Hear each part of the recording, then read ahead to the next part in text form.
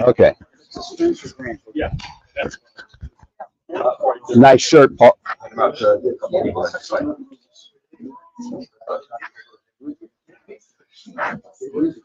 Okay.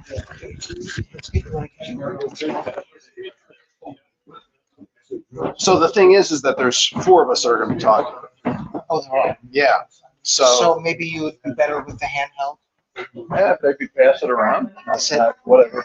Is that what you'd rather do? It's just got to be handing it off. We can do that. We can be taking it off. Okay. No. That would be better. Let's go ahead and do that, and I'll put it on, and we'll just pass it. We'll just pass it between us. Okay, I'm just gonna turn it on.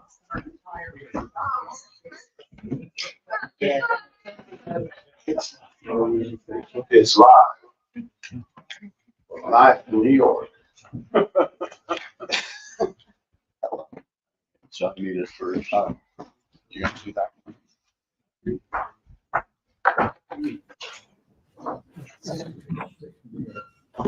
Here, and you need this too. Here you go. Good looking. You ready? Testing. I'm gonna have to whisper.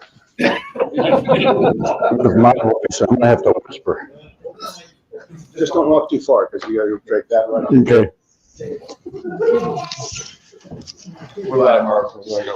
Okay. Well, welcome. Everybody. Good to see everybody here. We are tonight going to hear a couple of our presentations from our zoo presenters. Before we do that, a couple of things we want to tell you about. We are going to be at the, I'll give you more information later, but we're going to be at the Homeschool Expo at the St. Charles Convention Center. We have a booth there, and we're going to be doing having a little video that loops, and we want to show you the video and see what you think. So here we go. Is this the remote control for the TV set, Dave? Okay, I think I'm clicking the right thing. Look for the LG.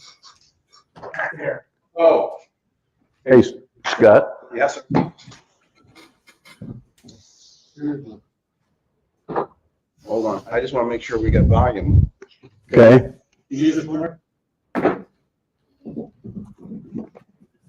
Scott, I'm clicking this. The video's not coming up.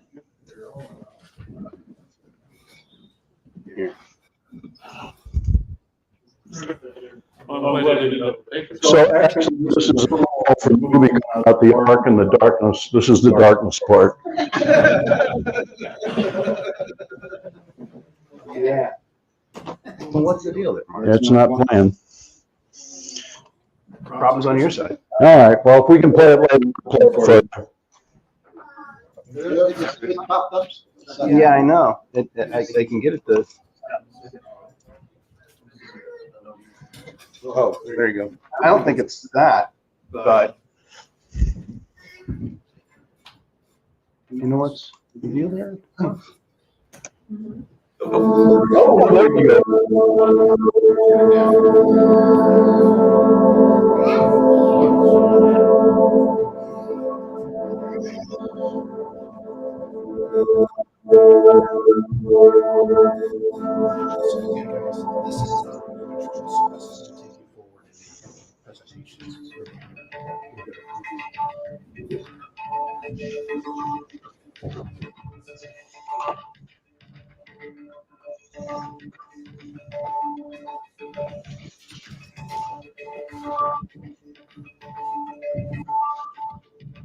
So, crocodiles and alligators, you got alligators, the alligator family, includes the 2 alligator species, and then there's 6 species of cages. And a lot of these are really beautiful, they live in South and Central America. Here's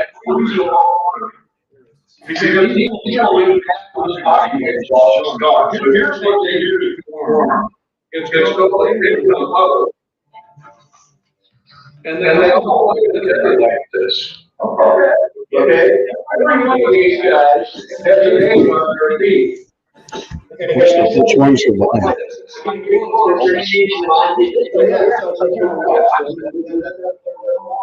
How about that?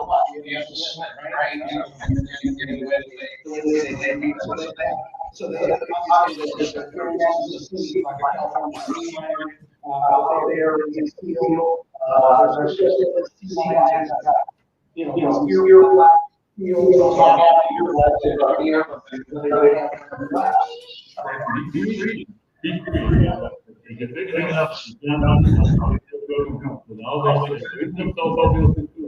Now, this is the kind of. These is how. All right, this is like. That's all. Go inside. All of a sudden, you get. You bring this in? This is my.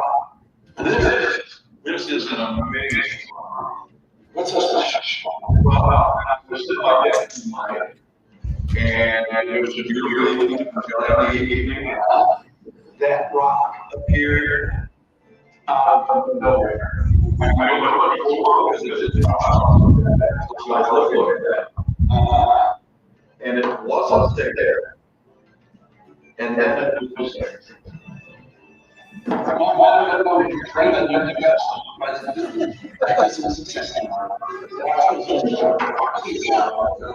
They don't. No. Well, you're a science guy. You really think that. Of course, I really think that. That's smart. Well, you know, for me, I've got a lot of creation association on there. Okay. All right. The business sector, you're a president. And other distinct members of the city and family are assembled together into what called an evolutionary tree, with a common ancestor from which all the various subspecies from a city and animals descended. How do we look at this as creation? So creationists have developed a new pragmatic term, vera me, taken from the Hebrew word vera, for create, and me, for kind. A vera me, for created kind, represents the usual created kind. Okay, so that's gonna play on a loop at the Homeschool Expo. And hopefully we can get some people interested in having us out. So we do have on the table over there, flyers on that. You saw that video of Scott and I. It's a video where I'm a creation guy and Scott's a skeptic. And what we're trying to do with the video actually is to get it in the hands of pastors and ask them if we can come out and do it live at their church. And in fact, on Sunday, April 14th, we're going to be at Friendship Baptist Church out in west on 21, or west on Gravois, Cedar Hill. It's in Cedar Hill. We also have, and you can get to these videos online if you just go to YouTube and put in Missouri Association for Creation. You'll see that one. Also, the one you saw with Zach, which has got over 5,000 views so far, right? Zach, where are you? He's hiding. Okay, I think we've got over 5,000 views on that one. Our next month's meeting, first of all, thank you so much to Bethel Church for having us here the last 3 months, and hopefully we can arrange to do this again next year. We'd love to come back, but our next meeting is at Heritage Bible Church on Drosty Road. You can get the information at mocreation.org, and our meeting topic and information will be posted on the website. This is our next presentation. There will be no more roaches. If you have any roaches in this room, they'll all be dead after seeing that picture. But the presentation is called The 5 Canards of Evolution. You can read what it says according to dictionary.com. A canard is false or baseless, usually derogatory story, report, or rumor. Evolutionists routinely state as fact things that are questionable at best and wildly speculative at worst. So in this presentation, we'll look at 5 of their favorite canards and do our best to shine a light of truth on it. So that's our next month's meeting. This is really exciting. The Ark in the Darkness will be at the movie theaters on Wednesday, March 20th, and the Thursday, the 21st. And it is playing at Ronnie's in South County. These are all Marcus Theaters, Warenbergs, used to be Warenbergs. Be in Chesterfield, DePere, St. Charles, Mid Rivers, and Arnold. And you can find all about it and buy tickets at noahsflood.com. And I have a little trailer here. Hopefully we won't have to work any magic to make it work. Let's see here. No guarantees. You did real well.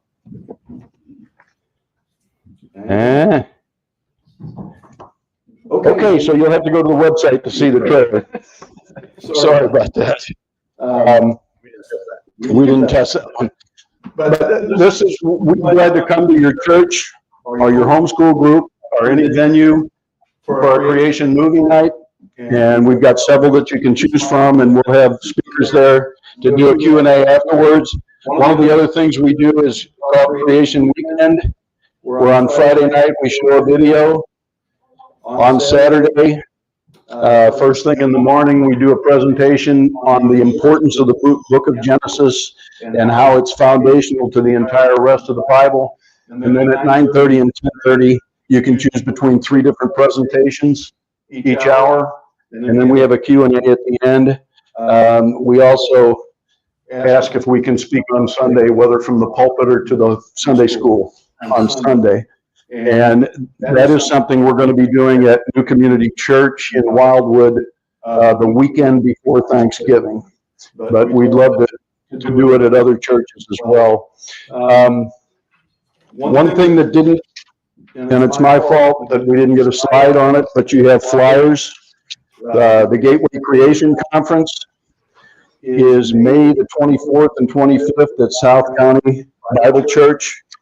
And you can get information, you have information on the flyer, or look for Zach. He can give you all the information, or probably any of the clients. Dave, you can give them information, right? Okay. And that's this one, or that's that one. So this is information on the homeschool convention that we're going to be at. It's at the St. Charles Convention Center, and there are workshops every day, all day, every day. And those are the hours the exhibit hall's open. And we actually have 2 of our guys going to be presenting there. On Thursday, the 21st, Zach will be doing a presentation, Show Me Geology, Teaching History Through Missouri's Geological Heritage.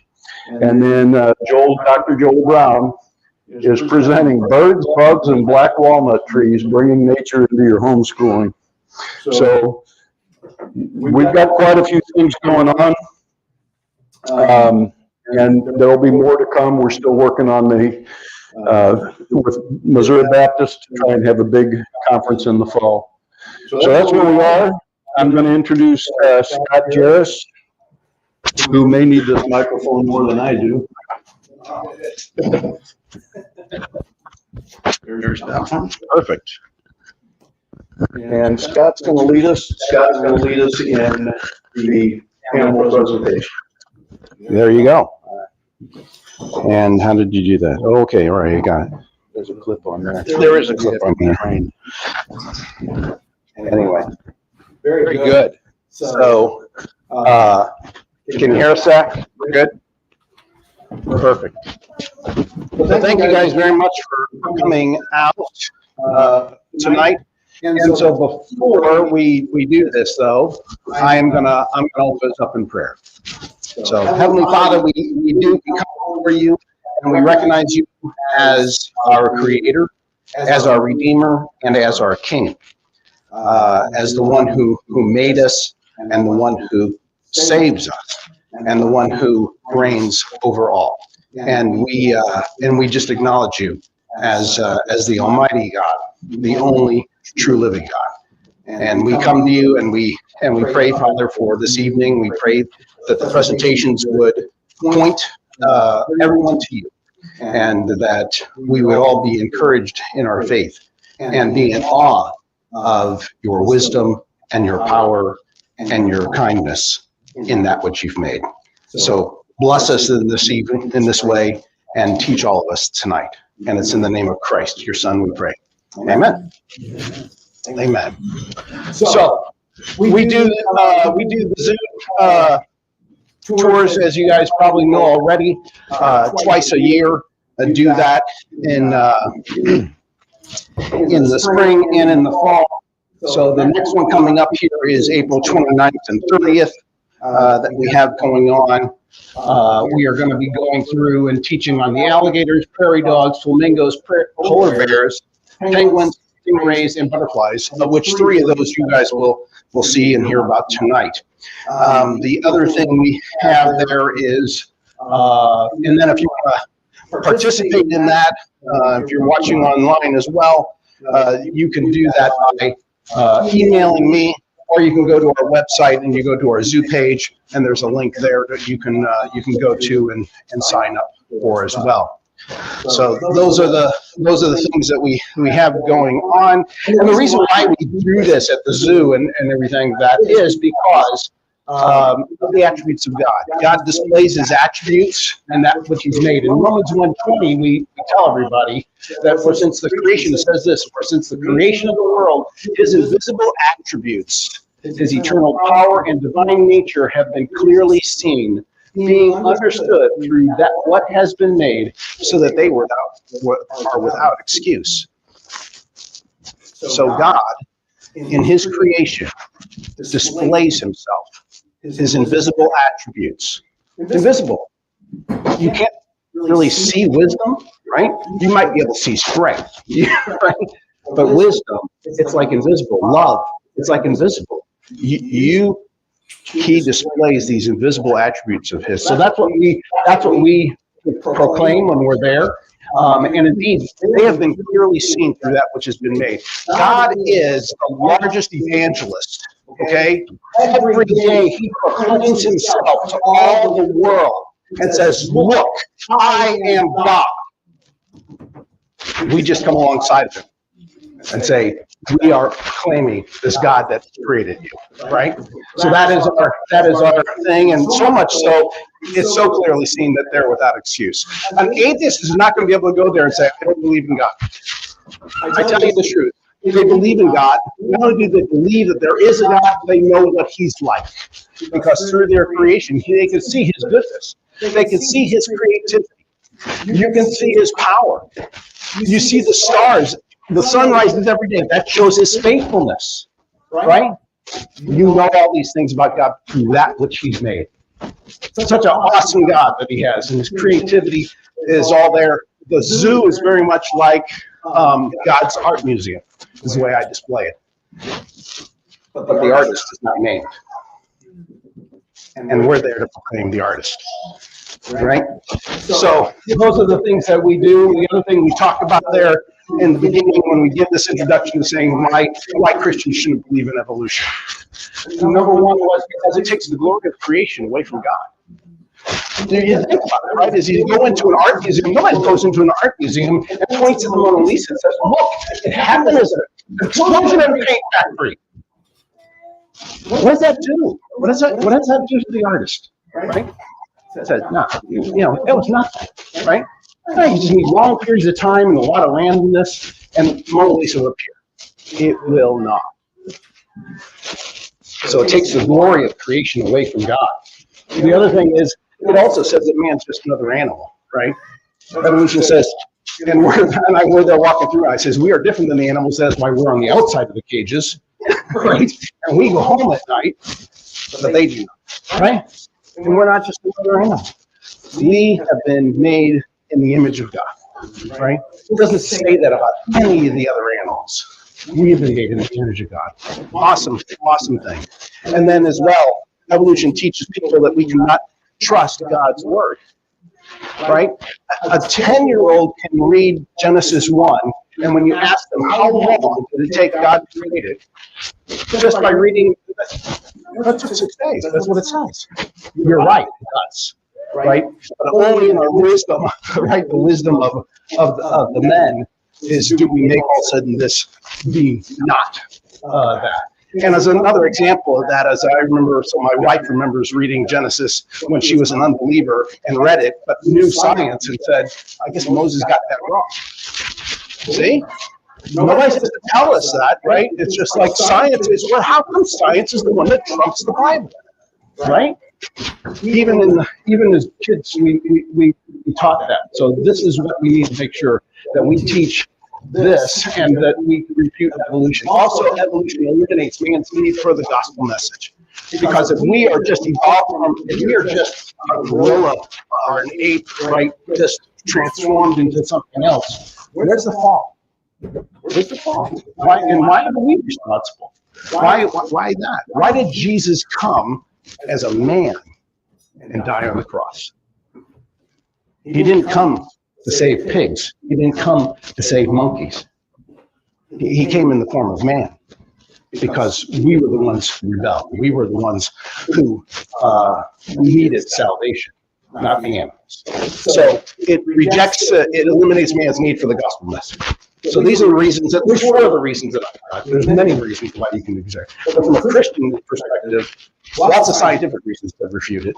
But from a Christian perspective, those are like some main ones that I've got from that standpoint. So we're going to go ahead and move on from there. And we're going to talk about 4 animals tonight. So I'm going to talk about the prairie dogs. Paul is going to talk about the porcupines. We've got Doug Ascoli here helping us with the stingrays. And then Dennis Genovese, our one of the board members, talking about the butterflies. Paul's a board member too, aren't you? So I'm going to go on and talk about the prairie dogs. Interesting animals. I always will walk right past them and go to see the cool animals, right? You know, the tigers and the giraffes and everything like that. But in studying these guys, they've just been very interesting to learn about and to be able to see. So why are they called dogs? Why are they called dogs? Are they dogs? No, they're not dogs. They're not dogs. And my daughter said, you know, well, we call them guinea pigs, and they're not pigs, right? You know, so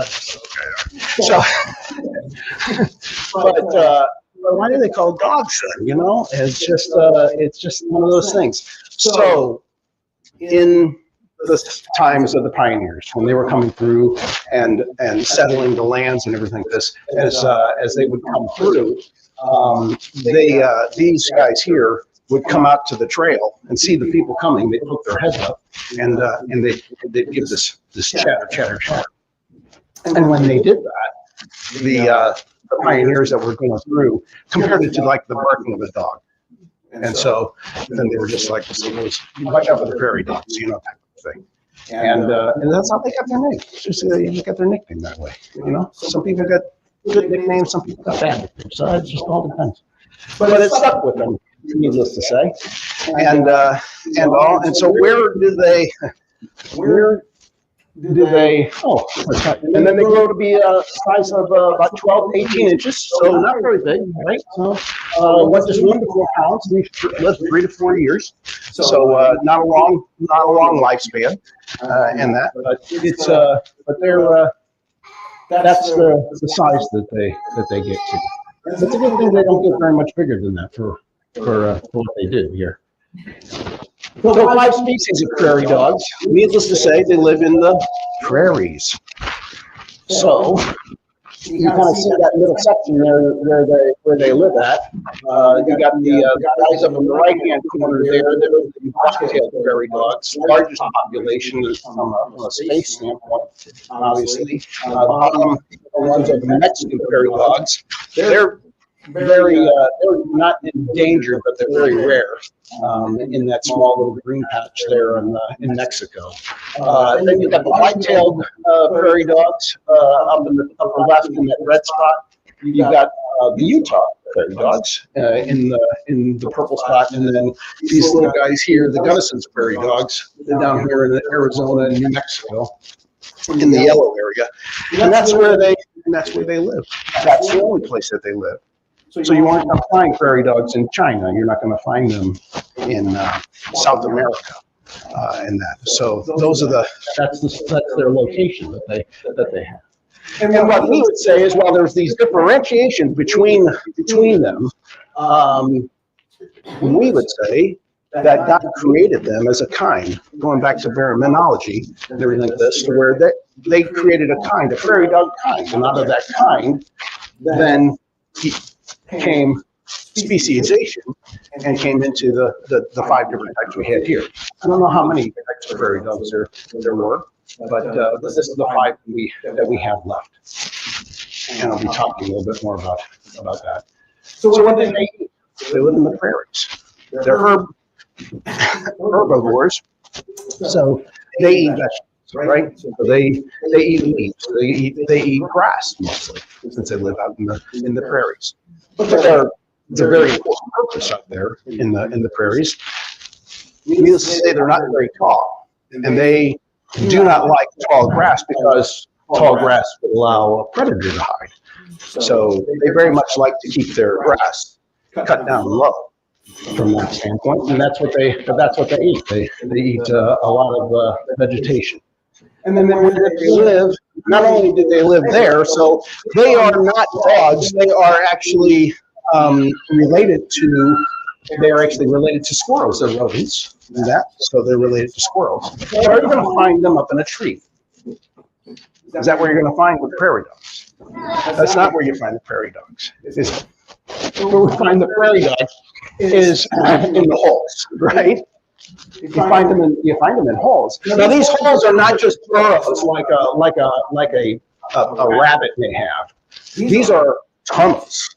These are tunnels. These guys would probably put Hamas to shame. But in any event, they dig these tunnels. It can be as deep as 10 feet. And then as far out as they could have as many as like 20 or 30 openings actually into their home per se. The way it's laid out. So that is the way that they have it. But as you can see, there's those mountains there and stuff like this. So they really are. But if you go to the zoo, and I was standing at the zoo and teach on this, and you look at that ground, and I'm just like, I asked one of the other guys to go. So we just went out and dug with our hands. How hard do you think we'd get? We could go about an inch. You know, I said, this is just not going to be good, is it? You know, these guys have been designed to dig. They really have. So from an eating standpoint as well, so they've got those really sharp incisors that they use. They eat as an herbivore to be able to break the grass down and stuff like that. But then as well, those claws, the long claws for digging, both on the front and in the back, really is important to be able to break into that soil and to break it up. And as well, the other thing that they have, and even in this note here, it says the underside of the prairie dog is covered with a tough layer of skin, a necessary characteristic for animals that do lots of digging. Well, how did that just get there, right? You know, just like so lucky that he has that pad of skin there. No, that's a design feature, right, that we can see. So even though he's got long claws, he's got this pad on there that if you're going to be digging in the ground a lot, that's the one thing that I'm not going to have. So I'm gonna end up being hurting after a while. But these guys have been made to be able to dig. And dig they do. For say 3 bedroom, 1 bath, finished basement, you know, easily expandable. So they cut it as where they burrow down in through here and lay it out like this. You can see they've got bedrooms in several areas. It's very well laid out from that standpoint. Even a place where they would put their young, which we would call a nursery, from that standpoint. And even yes, a bathroom. Okay. So, because you think about it, right? If you have predators that are upstairs and around and everything like this, it's just like, sorry, Mother Nature calls. It's just like, Mom, you're not going outside, right? You know? So they would have a place where they would be able to go off and be able to go to the bathroom, right? And everything. So places to store their food. And this is what I asked the kids when we're out there. I says, now tell me, how's this for how smart these guys are, really, right? But think about it.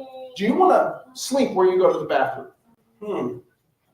They don't really like that answer. You want to store your food where you go to the bathroom? No, you don't want to do that either, right? So, and you don't want to sleep in the hallway. You're going to have people running past you. You want to be able to have a bedroom. And in that same way, these guys are smart enough to sit there and say, we're going to have these different rooms, right? And to be able to lay it out that way.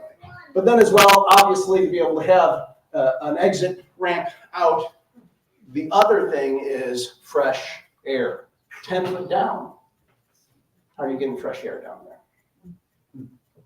And the way they got the way they dig those holes, one hole will be lower than another, and then the air will just naturally flow in and through and actually flow all the air out and constantly bringing fresh air in for me. It is, and without that, you got a bunch of dead prairie dogs, don't you? So they really have been designed in a way to be able to do this and been given wisdom from that standpoint.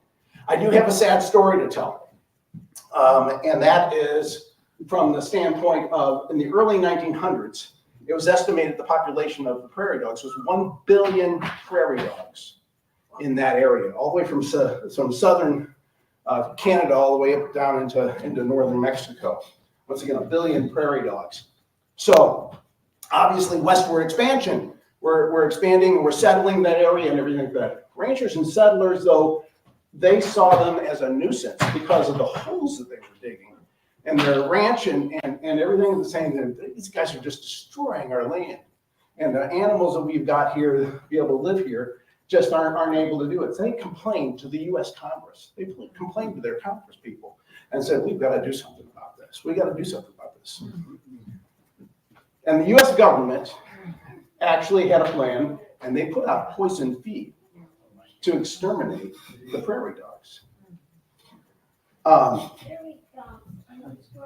Probably the most efficient thing the government has ever done. It killed 98% of their population. 98% of their population wiped them out. Okay? That's why I say I don't know how many species there were. But we've got 5 left. However, 2% of 1 billion, okay, still 20 million of them, right? So they're rare, they're rarer, but they're not extinct. So that's what happened to them. So the thing that we didn't know, though, is that after they did that and they wiped them out that way, they then went and noticed that the land there all of a sudden was kind of less productive. They all of a sudden were noticing that it was kind of even getting to the point to where it was like, really desolate. There's nothing living there anymore. And that was when other people kind of came in and started studying these things and found that the areas where the prairie dogs were living actually were better off. They were just like, why is that? And what they came to realize is that the prairie dogs is actually what's known as a keystone species, very much like the beavers are, okay? A keystone, if you're familiar with architecture, a keystone is that red piece up at the top. It is a special design piece, and it goes up there at the top, and it holds the whole arch together. If you take the keystone out, the whole arch collapses. And that's exactly why they call them the keystone species, because these animals here, they benefit 150 other species in the area. And yet when they get removed, all those other animals and plants either wither and die or move away, because these guys here are what makes it all work. So remove them and all the others suffer. And we didn't think, now listen to this, right? We didn't think they were that important. We can get rid of them. But it turns out that they're like the most critical piece. And this is what I say is an example of the foolishness of man and the wisdom of God. The wisdom of God in saying this is important. You guys want to take that away? Go ahead. You'll find out and in the wisdom of God, these are important animals. So I kind of also use that as an important time to be able to tell the children who are with us to be able to say, they're very important. I don't care how small you are, right? If you're a follower of Jesus Christ, you're very important in the eyes of God. And we don't want to overlook that. But the foolishness of man and the wisdom of God in that. So who are the beneficiaries of the prairie dogs? Animals like the burrowing owl. Do they look like diggers? No, they're not diggers. They live in the holes that the prairie dogs dig. So they live in those holes. Rabbits live in those holes. Snakes even live in those holes. So there's lots of different animals that will live down in the holes that they do.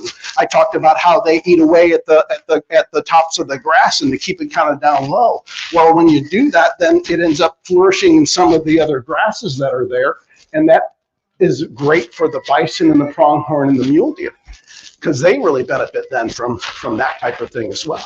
Right? Excuse me, sir? Do owls eat prairie dogs? Not the burrowing owl. The burrowing owl is kind of a small one, all right? But owls live in trees, and there's no trees out in the prairie, so I think, you're kind of all right.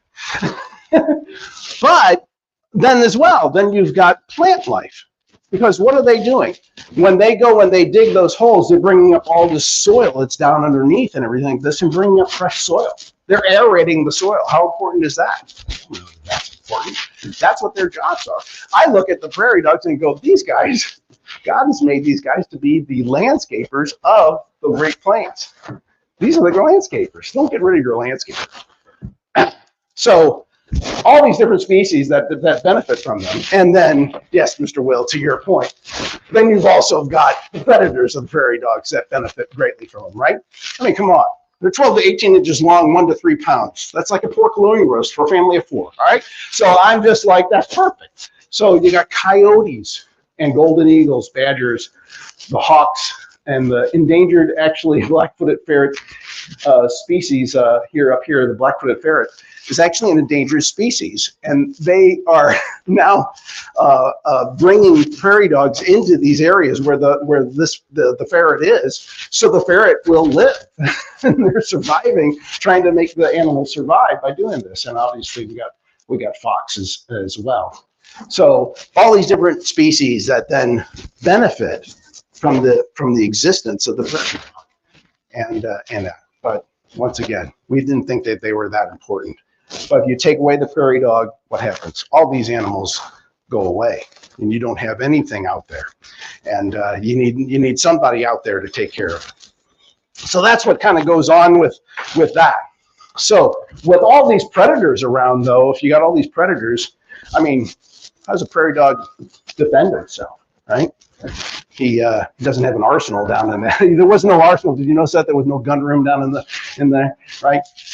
And I mean, he's got claws, but they don't really kind of lend themselves to being too much of an attacker or anything like that. So they're more of a target. So, but one thing they have, they're the watchdogs of the prairies as well. Their back legs are once again are very, very strong, and they can sit up like this for very long periods of time, and all. And so there will always be the sentinels that'll be out there watching over the landscape while everyone else might be foraging or going off and doing that. So very, very important though to be able to have that. And they've got very good eyesight and can pick out predators from coming in. And the great thing is that so they live in these communities. That house that I kind of showed you would probably be like one male and 2 or 3 females, and then all the children as well associated with them. And they very much are a family unit. They really are a family type of a thing. But in this particular case here, these guys are the watchdogs. So another important thing that you'll find here as well. And speaking of which, so there are on your tables, there's some QR codes, and there's more sheets over there that you can pick up and use. But those QR codes will take you to different presentations that we have on the different animals that we're talking about as well for additional information.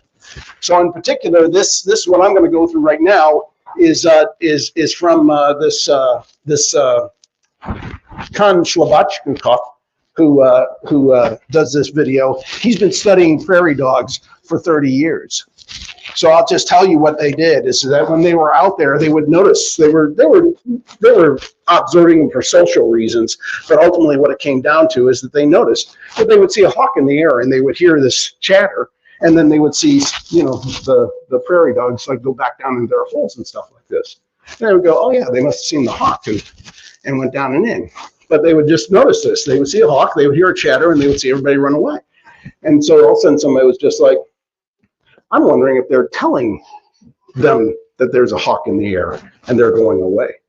So what they did was that they recorded what was going on. And so anytime when a predator was in the area, they recorded what was going on and they heard this chatter and then they saw him run away. And then what they did was, when the hawk wasn't around, they played the recording and they noticed that all the animals ran away. And they said, huh, that's got information in it. They're telling each other what's going on.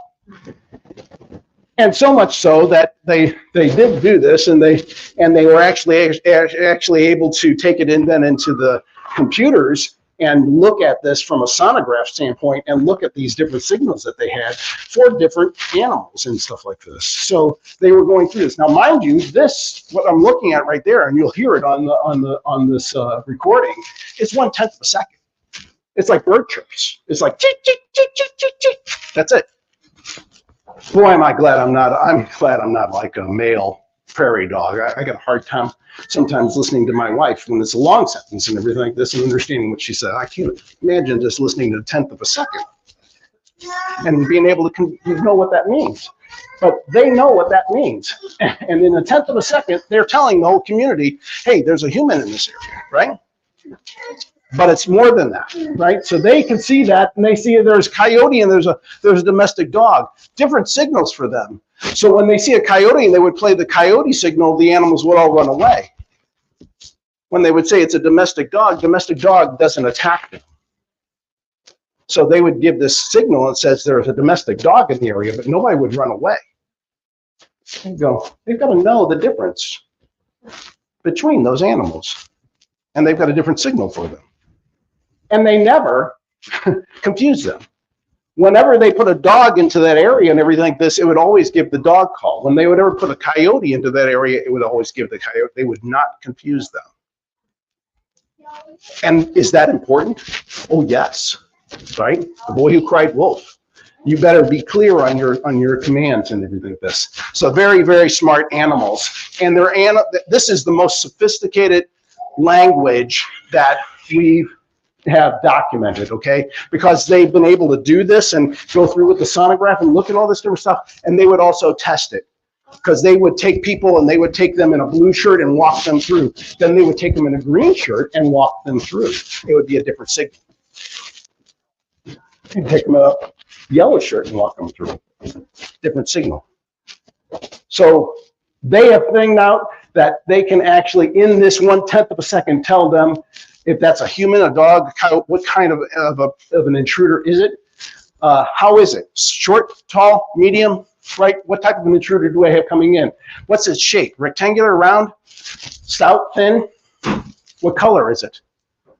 What color is it? What direction? What speed is it coming in? And then is it dangerous or not? Very important, right? All through that, in the 1/10 of a second, they give that signal. And when one sentinel gives that signal, the next sentinel then repeats it. And they go, oh, I got such and such coming this way, right? Or oh, I hear the signal, there's a dog in the area. When I see the dog, I go, okay, I know that's a dog. It's not a coyote. It's not a coyote, because I heard the signal, it's a dog. I don't have to be worried about it, right? Very smart animals. Very smart animals, right? I am going to have to cut it short, and Mr. Paul is going to have to come up here and give it. I saw you had your hand up though while Paul is coming up. I'm going to give him my microphone. Don't trip over this. All use the same language for all species You know, very good question, and you'll get more of that on the video there that you have. But the answer is no. Out of those 5 different species, they recorded them. They really have looked at mostly into the Gunnison prairie dogs and worked with them. But they also have looked at them and they've compared them and said, this is not the same. This is not the same language because it looks different on the sonograms and stuff like that. Good. Yes, sir.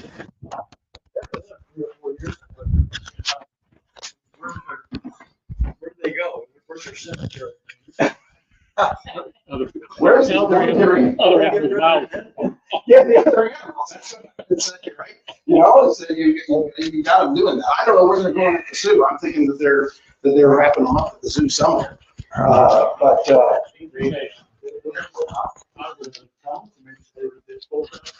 Yeah, they've got it. I don't know if anybody's looked into what happens to them after they die and everything like that, so we'll have to see. I will tell you that the prairie dogs they're right here off the main drive to see the giraffes and stuff like that. But that is actually going to be closing down here in the next couple of years. We're actually going to be moving that into an area where there's actually going to be like a tunnel, almost like what's in the sea lion area, to where supposedly you're going to be able to see them burrowing down and underground. So that would be interesting. What's that, sir? Oh, here we go. I can help you out, Mr. Paul. We'll try our best. How about that? Thank you, Paul. All right.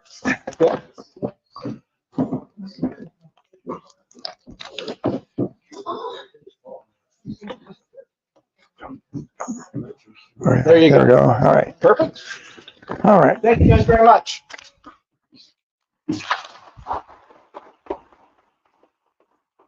Okay, I want to talk about the North American porcupine, and the most striking feature on the porcupine, I think, are the quills.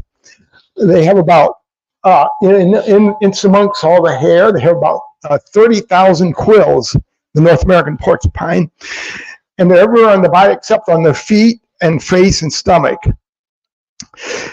The name porcupine itself is a French term. It means thorny pig. What's, just like the prairie dog's not a dog, the porcupine is not a pig, but it's a French term meaning thorny pig. And we find them, here's a range map of where we find them. You see, we find them across Canada and in the mountain states and the states west of us, even on some of the prairie states, all the way down to Mexico.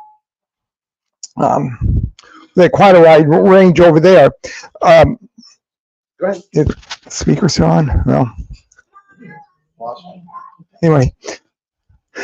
Keep going. Okay. I've only ever seen one porcupine in the wild, and that was in Yellowstone Park. I've been there a number of times, but only one time I've ever seen a porcupine there. Now, there's other species of porcupines across the world, in Africa, Europe, and Asia. Matter of fact, it's considered about 24 different species of porcupines. Of course, it depends on whether you're a splitter or a lumper. If you lump a bunch of species together, or you split them into individuals, as to how many species there are. But in Genesis chapter 1, it tells us that God made each creature according to its kind. 7 times it says that about animals, and 3 times about plants. So the original created kind, there's a great deal of genetic variability to get all these different species we have. We see changes within kinds, but we never see one kind change to another kind. That would be evolution, but we've never observed that. We got We'll see if we can make it work. make it work. Yeah. Make a porcupine walking through the forest up in the North Woods there. You watch me kind of waddle. Yeah, I think it's kind of. The backside, it's got the quills, eh? Yep.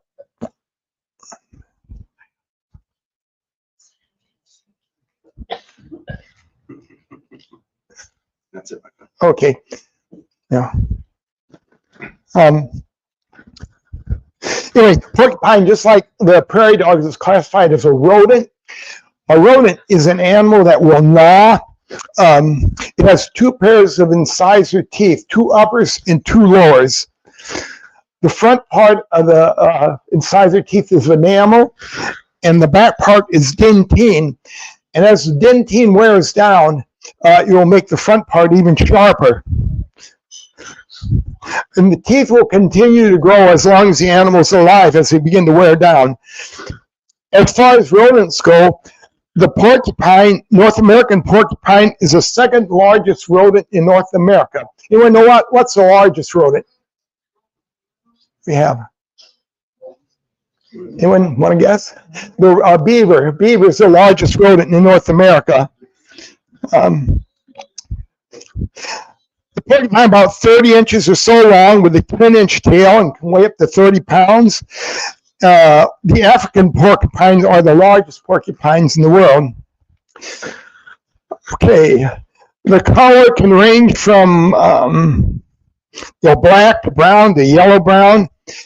And they do have claws which enable the porcupine to climb trees. We see a picture of here one up in the tree. Other porcupines in the old world, they cannot climb trees, but the North American porcupine is kind of unique that way, that can climb up in trees. And they have been known to fall of trees and get stuck with their own quills. Okay. For den, they'll go up in caves or hollow trees, decaying logs and the like. The quills are made of keratin. And we got keratin in our body. Anyone know where we have our keratin at? Skin, hair, and nails. Yeah, we have keratin there.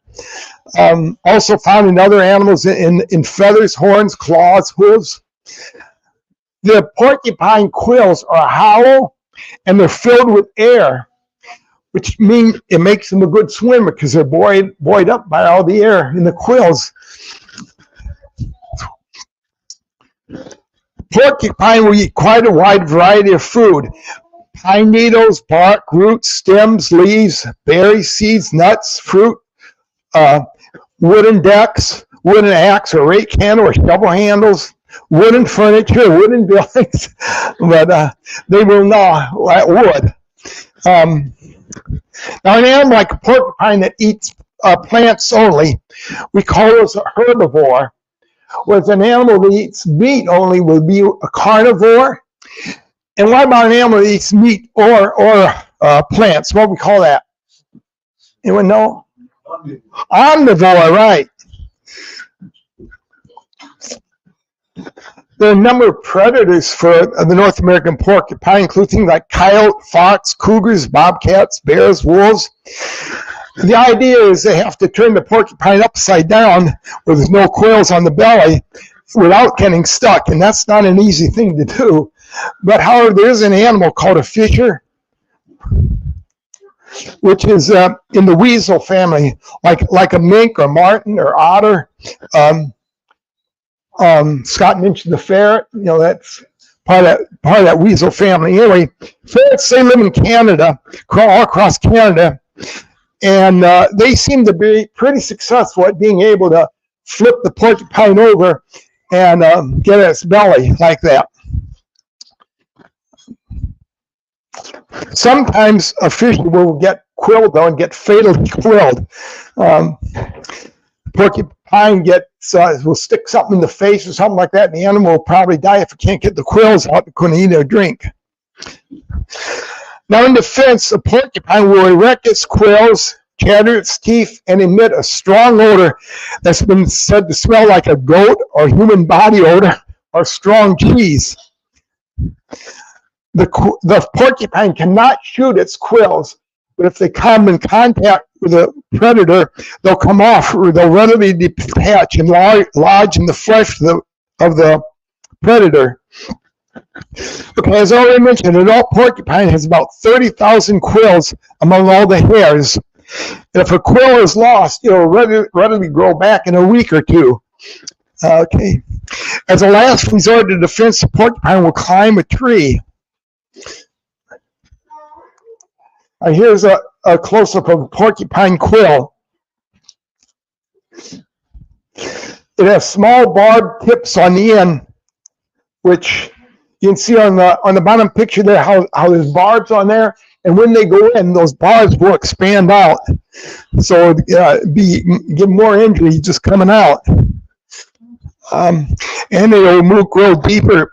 It will work its way deeper into the victim. Depending on how many quills the victim gets and where they're located, say if they get on the face or something, they wouldn't be able to get it out. They couldn't eat or drink and they would die.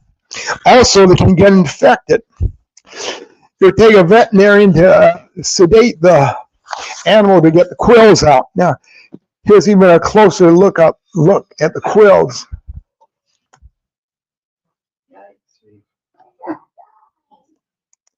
You see the point of the quill, and going into the flesh there. Picture going in the flesh there. Again, a porcupine cannot shoot its quills, but when the flesh comes in contact with it, they'll readily detach and go in. Okay. Here's a couple moose here that got quilled with a porcupine. You see that? And well, here are some dogs. Oh, the veterinarian would have to sedate the animal and get those quills out. Well, this is not the worst. Beg pardon? That's it, I think. Oh yeah, right. Oh yeah. Okay, wait a minute.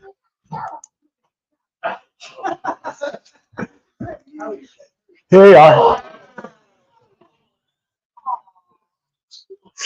What you have to do, they have to snip the end off and then twist it to get it out. Is how they would do it. And that would take quite a bit of surgery on that.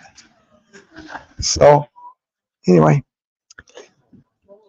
Well, the young porcupine are born with quills. However, they're soft and pliable when they're born. Wasn't that good of God to make the quills soft and pliable so they wouldn't hurt the mother when they're born? Anyway, I have you had some porcupine quills here, North American porcupine quills. I'll be over at the table after there if you want to take one. Want to take one home with you even? I have enough here. The weapons. They're weapons, yeah. If those were African porcupine quills, they'd be 6 inches long, but these happen to be North American quills, porcupine quills. So, okay, so that's it, and I guess Benny, are you next? Doug is next. Okay. Yeah. Appreciate you. Here's the trees. Any questions for Mr. Paul? We're good? All right. This goes up on top. You're good. Man, oh man. Yeah. I thought I knew technology, but this is it. This is Douglas Crowley. He's been helping us on the zoo tour for I don't know, for About 7 years, almost 6, 7 years, yeah. something like that. And also he was the guy who first came up with this talk on the stingrays, and he's got a special reason for that too. Okay, all right. Yes. Man, oh man. I'm a musician in my former life, or actually right now. And I'm used to these packs and everything, but this is bigger than, this is more devices. It's kind of interesting to listen to these presentations myself, because when we're at the zoo, there's like 7 of us, and we're at our stations, and I don't hear the presentation, so I get to hear the porcupine and all these things, the prairie dog. I think the first time I've heard both of those, so I'm located where I want to be, and that's by the stingrays. And so I'm Douglas Scully.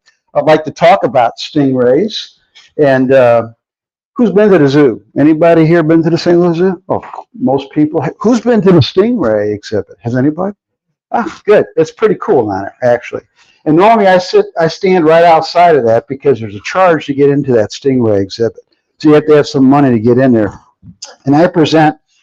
And I'm used to doing that, and I'm going to bring my notes here. I present from outside, and I show pictures with everything. So I've just put the pictures on a slide tonight so we can talk about them. Just to kind of start it off here, A stingray is a fish. And there's roughly, and it's controversial if you go up and look at your data centers, there's up to 32,000 different species of fish. And all fish are categorized in 3 groupings. They're either what's called jawless, like an eel, that's a jawless. They're bony, like a trout. You guys had fish before, and you open it up, it's got bone and a skeleton. And the third category is cartilaginous. And that's the category that stingrays belong to, is cartilaginous. There's roughly 800 species of cartilaginous fish. And when you look at stingrays themselves, and I'm going to start moving this. I think I have we'll see what kind of slides I got. Well, this is going to be interesting because normally I do this in a different fashion, but I'm going to try and do it here with this. But normally, stingrays are really a cousin to the shark. And in fact, if you go to the St. Louis Zoo, there's an exhibit in which they have 2 species of stingrays, and inside there they've got a species of a small shark in with them. They're cousins. They share a lot of characteristics, and they fall in that taxonomy of the organization of animals and the hierarchy. There are roughly 220 species of stingrays. I don't know if I said that already, but so this is the southern stingray. This is one of the 2 species that are at the zoo. And if you go in, they have a tank, and the tank is probably about 30 foot across, and they have it's only about 1.5 feet deep, and they have southern stingrays. Now, southern stingrays typically they inhabit areas off coastal areas of the United States, Mexico, and South America.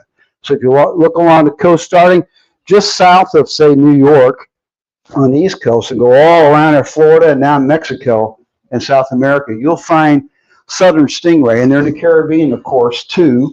They are typically, they can range from 2 to 3 foot across, and they can be 6 to 7 foot from tail to front. They call that shape diamond, kind of a diamond shape, but it's often called diamond shape. You can see on this picture, their eyes are up on top. And they also happen to have nostrils called spiracles on top too. We'll talk about why they're up on top like that and how God designed something pretty incredible here when he put the stingrays together. This is the second species at the zoo, called the cownose. Can anybody guess why it's called the cownose? And I love the way you put that together up there, Scott. What kind of nose is that? Well, it kind of looks like a cow nose, and that's what that is. So the cow nose can be a little smaller. It's a little smaller typically than southern, but there's such a variable range in the width and the length of these things that you may find some cow noses that are as big as a southern stingray. So the features of the front of it make it kind of unique. Otherwise, its sizing is very similar to a southern stingray. The males typically are a little larger. This is a video, right? Yeah, that's why I'm here. There we go. We got my technologist right here. Or not. Or not. Doggone it anyway. Probably have to go on the right side. Try that. No, that's not doing it. There we go. Stop at that. So there we go. That's good. I like that. Thank you, Scott. All right. So this is a good video. You get to see the motion. And we talked about Romans talking about how you can see God's invisible attributes and his power and authority. And I became a believer late in life. And I look at creation a lot different than I used to look at creation. Does this do it? There we go. I'll keep doing this. Loop it. But now I look at these animals, and I look at all of creation. I'm talking about animals and creatures, but everything I see differently. And when I look at these, I mean, the first thing I look at is grace. I see an incredible movement from these creatures when they go through and, I messed it, didn't I? So sorry about that, folks. Maybe I can, I don't know if we can do that, but you can see the way it moves. The way it moves is it has pectoral fins. Those are called they're like a wing, they're like a bird in the water. And they've got these 2 pectoral fins out there, and they're flying through. And depending on the species, and I'll show you, I think I don't have any other videos, but some of them are incredible. And I'm going to talk about the manta ray, which is absolutely incredible. The manta ray is not the zoo, but I'm going to talk a little bit about the manta. All right. So I'm going to give you, yeah, how do you like that? This is the largest. Now, stingrays are both freshwater, they're species in freshwater and marine water, ocean. The largest of the freshwater have been found typically just off the Mekong River, which is in South Asia, Southeast Asia, and it's through Thailand and all of Cambodia and through that, the Mekong River. But they found this, and there's actually been, you'll find evidence, there's other ones that have been found that have been 600 pounds in size. And they may be 12 foot wide, they may be 14 foot in length from tail to front. This is a stingray. It's called a whiptail, this particular species. But they can become they're very large. Now, there are some small species that are only 2 or 3 inches wide. So this is the largest of the freshwater stingrays. And then, I don't have a lot of slides, but I do want to show you something here just for the fun of it. This is for the kids at the zoo. Just for what it's worth, I have to show a baby stingray. So this is a baby stingray, and they're cute little things. Some key things about stingrays, too, I might want to mention is their skin is very smooth. It's got a mucus on it. And if you've been down there, if you pet a stingray, you'll kind of feel it. If you go one direction, it lifts it up a little bit, and it's kind of grainy, a little bit sandpaperish kind of. But if you go the other direction, and if they're coming from front to back, your hand just glides across there. And that mucus is just, it acts as a way to help it reduce the coefficient of friction, basically, of that as it travels through water. I guess some of the things that they're bottom dwellers.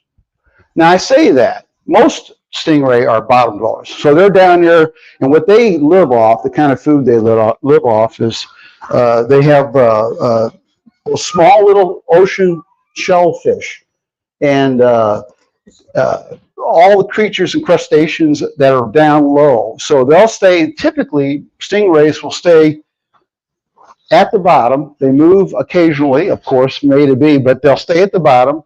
And they have what's called electroreceptors, because the way the biology is, and I don't have a picture of the biology, but on top you do see the eyes. I've talked about the nostrils for breathing. Below, underneath it, and I don't think I have.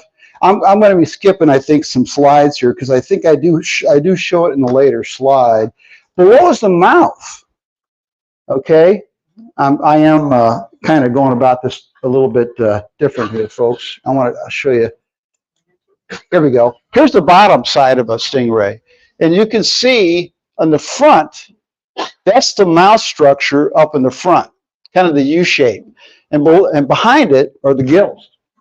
Okay, so it's breathing water from its nostrils, typically on top of the body, and using the gills, it processes all the oxygen out of the water, pumps out the carbon dioxide like we all do as human beings, all living animals do. But the front is the mouth. So you have eyes on top and you got a mouth below.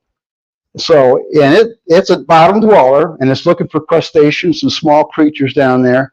And so how does it do this? How does it find what it needs to find that the eyes are on top and the mouth is below?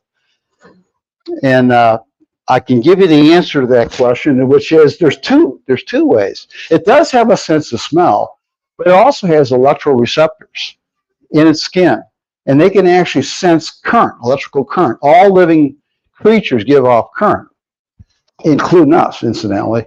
And these electroreceptors, like the shark, they can sense that motion that is coming by them and that wave of electricity in effect. And so it stays on the bottom, and the way it's able to find what it needs is not with its eyes, but really with those electroreceptors and the sense of smell. Okay. All right, and you can see they're kind of flat bodies. Now, finally, we're at the part that everybody's probably been wondering. Why are they called stingrays? Well, they're called stingrays because, any guesses why they're called stingrays? I'm really going the wrong way here. There you are. You can see I'm not very competent at slide work. I think I went through a whole section, didn't I? Scott, come save me, Scott. Save me. I went through a whole bunch of stuff. So why are they called stingrays? Well, the reason they're called stingrays is they have a tail.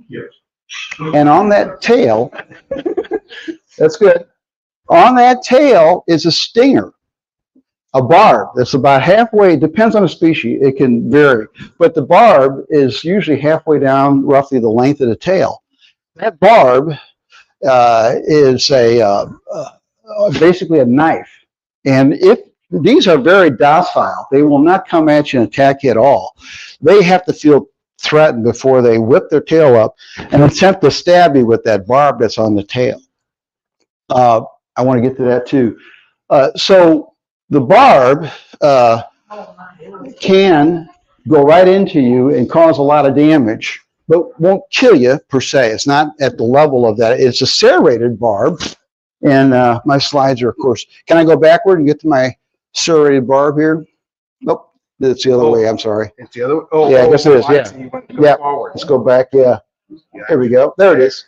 These are what are located about halfway down the tail. Don't leave, because I need somebody to take my technology here. And I worked in a technology shop for a while. These barbs, as you can see, like we've talked with the other creatures of porcupines, and they have serrations, and if they go into you, it's going to be painful. Now, the fun part of it is you get that nice pain, and you get bleeding, and it's hard to get out, but it also has a neurotoxin it injects into you.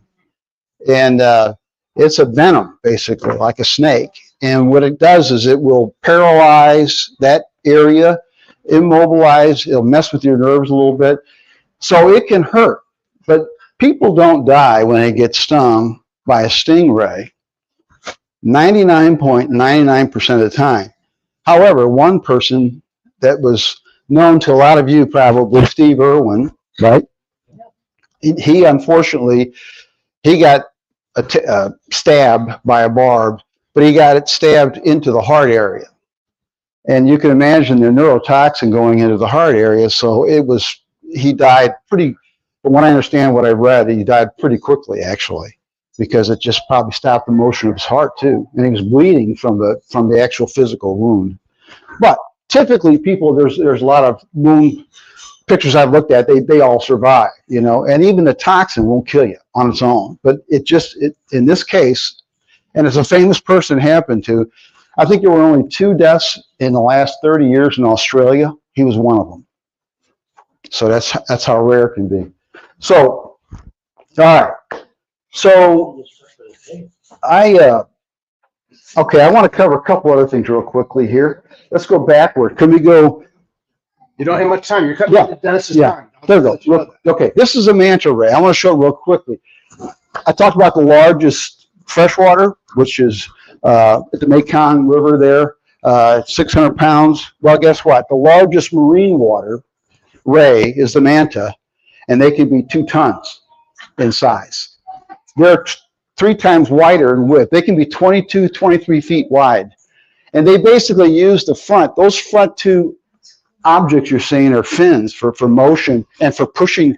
They're what they call filter feeders. They go after the tiniest of microorganisms in the water. They don't go after big creatures and animals. They are carnivores. All these are carnivores, but they do that. Now, one other thing I was going to show you is that the fever. When there are occasions where some of these stingrays will. Now, incidentally, one comment: the manta does not have a stinger.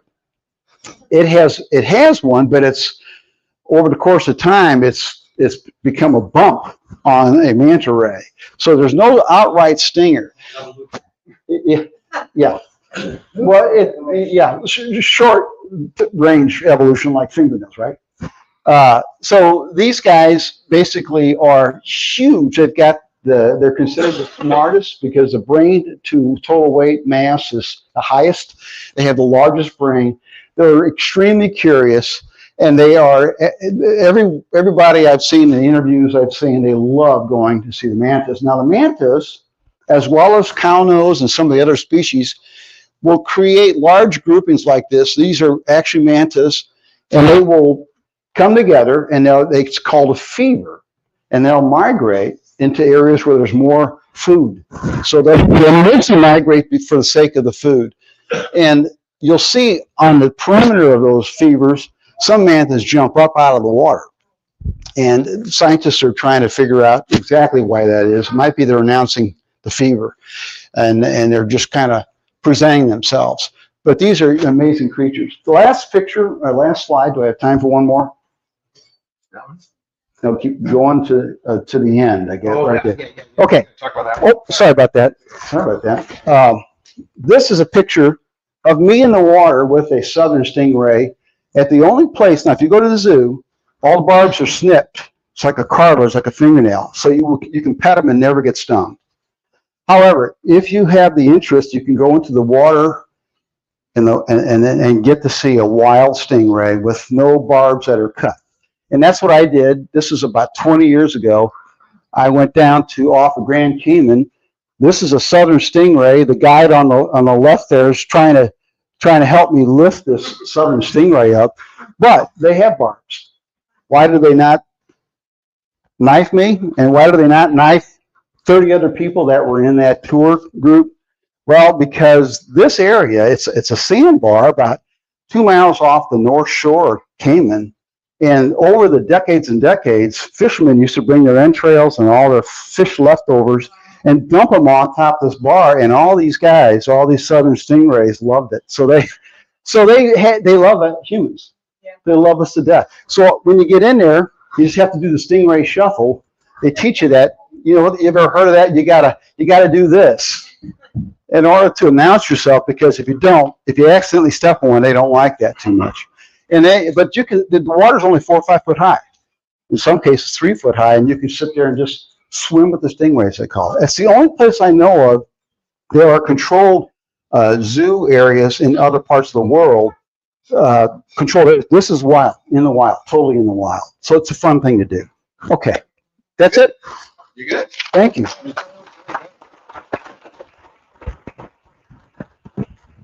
Very good. And we will be taking, we'll take questions here after Dennis, and all if we can. Huh? Sure. I mean, they might have to come to the zoo, you know. You might have to come to the zoo to hear all of Dennis's talk. We can do that. Yeah, you're more than welcome to do that. Let me figure out how to do that. It's got to go on this way. This is the way it's got to go on, brother. Okay, trust me. There you go. That's good. That's good. There is 2 of them. I'm going to put this around your back pocket. Where's the slipper? There you go. There it is. There you are. Ray, I mean, it's good, Marv. You here? Okay. I'm going to be talking about an insect. All right.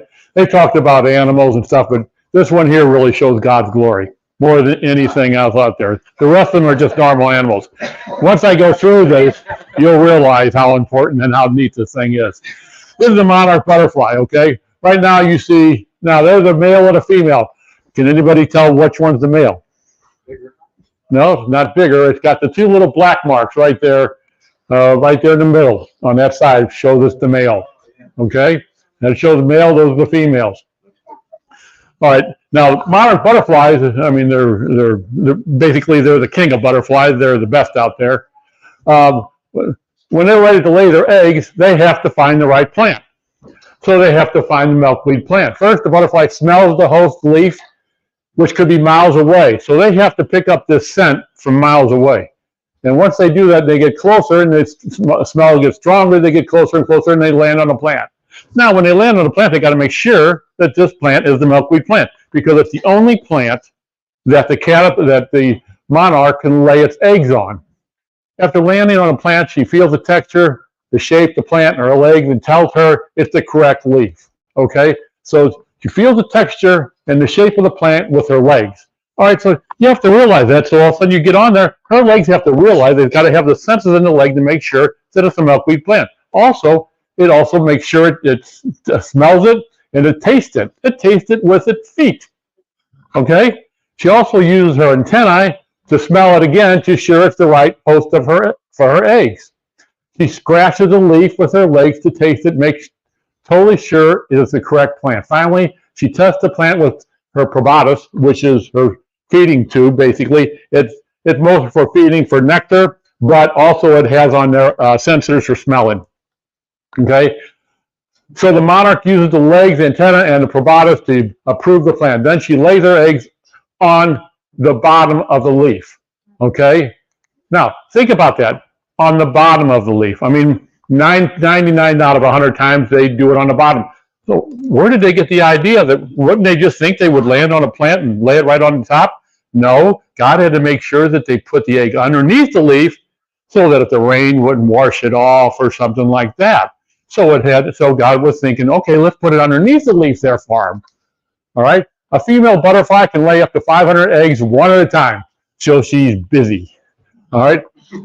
These eggs can take about 4 days to hatch. Now you'll see like the egg, like the 2 of the 3 up there are on the back side of the leaf. 1 is on the front side. And then the eggs are the size of a pinhead. Out of the egg comes a very small caterpillar, which can do nothing but eat that plant. That small caterpillar will grow 2,000 to 3,000% in 2 weeks. That's like if you have an 8-pound baby in 2 weeks, it's 24,000 pounds. That's how big these things grow that fast. Did you have a picture? That's what my mom said about me.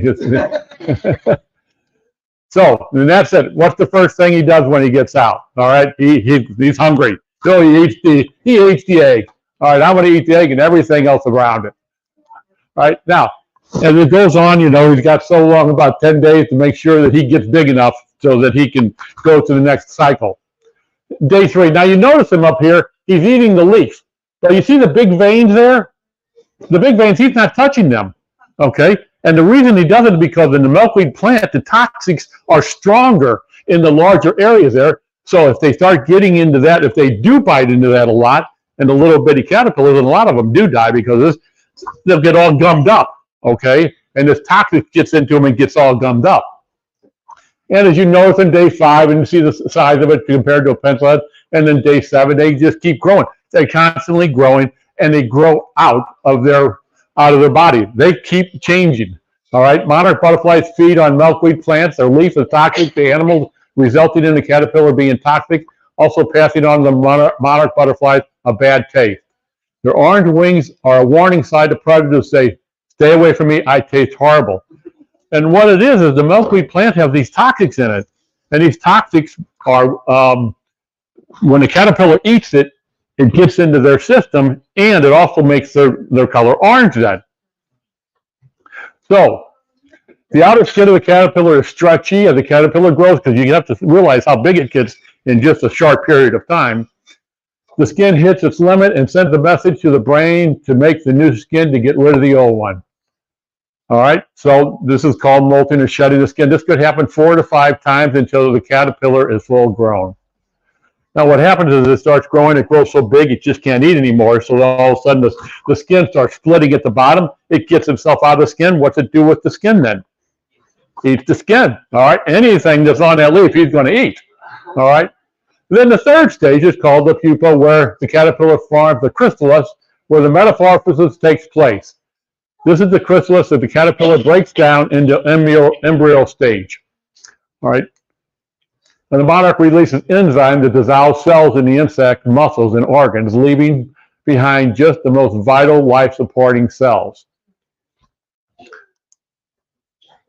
They specialize cells which are dormant are now activated. So, all right, it's a caterpillar, and it goes into the chrysalis, and I'm going to show you a picture of that in a minute. And once it gets into the chrysalis, it basically breaks itself down almost to nothing. It's basically, and all of a sudden, like your genetics, your genes, some shut off, turn off, some turn on, and all of a sudden they're saying, I'm not going to be a caterpillar anymore, I want to be a butterfly. So all of a sudden inside of there, the different genetics are starting to take place and activate. And as it gets to the point where it's about ready to become a butterfly, you can see it turns clear. Okay? And once that happens, it's about a day away from breaking out of there and becoming a butterfly. Now this is going to happen. This is about a 10-day period. We got it in fast motion here. And this is what happens once this caterpillar finds a place to land on. It could be a branch. It could be a soffit under a house. It could be a leaf or whatever. And it gets up there and it's ready to become a butterfly. Oh, you already got it. Good. Yeah. Sorry, Oh, I messed you up. yes, you did. Go back to number. There you go. Yeah. No. There you go. This is very fast forward. Yes.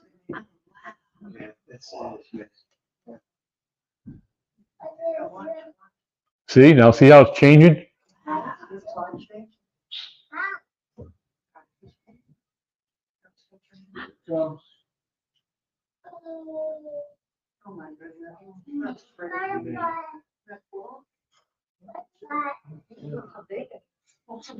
And you see, I mean, and people think animals are neat. This is something. No animal is going to go into it, break himself totally down. And, yes, it is. Thank you. So, and the thing of it is, when it comes out of the chrysalis, all the wings, I mean, the wings on them are all kind of crinkled up in them. And then you have the big belly that still has the liquid in it. And it has to then push itself out and all of a sudden spread out the wings. And all of a sudden they have to dry up. And once they dry up, because he's got to sit there for a couple hours to dry up. And all of a sudden he's ready to become a monarch butterfly. Veins in the wings filled with fluid to expand them. These soft velvet wings turn into what they need for survival. This soft tissue becomes like scales. Okay.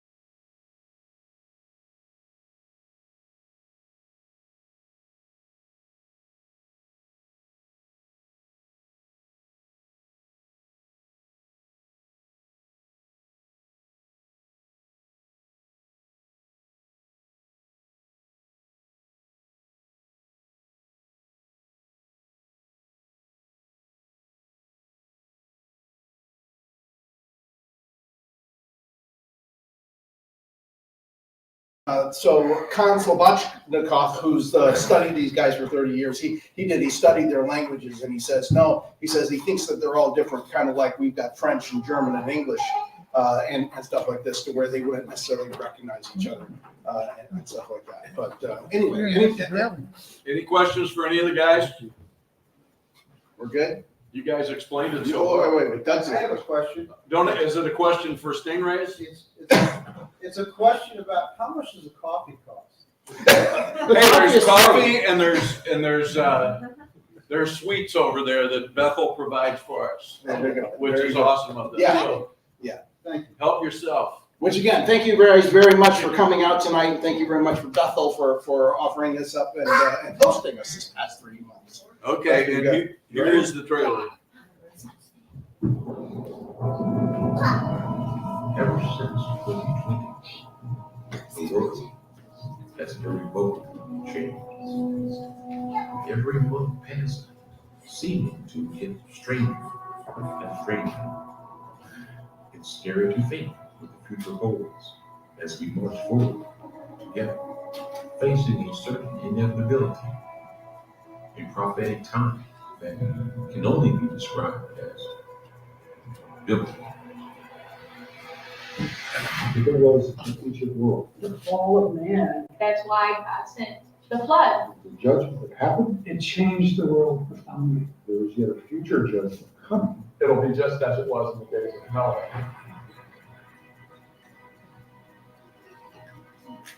In the last days, the end time. They will be surprised when Jesus comes.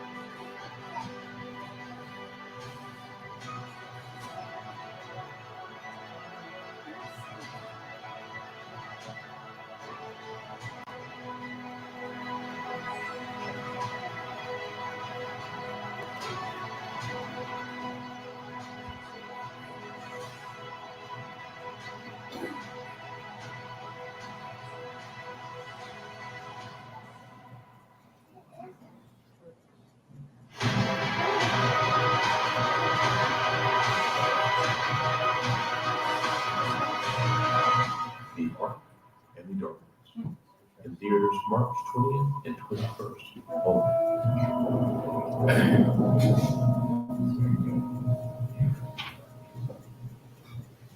All right. Okay, so,